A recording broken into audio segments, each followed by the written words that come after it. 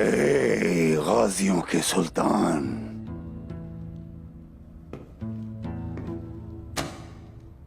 ये हैं आपकी अमानतें। ये हैं आपकी अमानतें। जब आपने मुझे ये अमानतें दी थी तो कुछ कहा था, वो मुझे अभी भी याद है। याद है मुझे।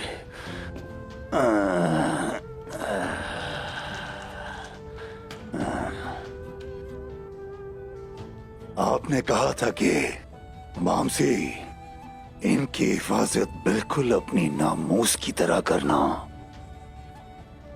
मैंने की हुजूर।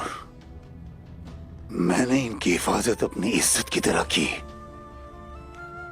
अब आपकी ये दी हुई अमानतें आपके वारिस को देने का वक्त आ गया है। अब मुंतखब सरदार को ये अमानतें देने का वक्त आ गया है। या अल्लाह।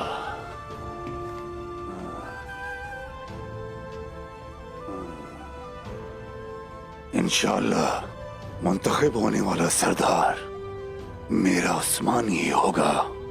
अगर कोई और सरदार मुंतखब हुआ तो हम बर्बाद हो जाएंगे। आज हमारे काई कबीले में काइयों और तुर्कों की तकदीर का तायुन होगा। ये तमाम अमानतें यही बताती हैं।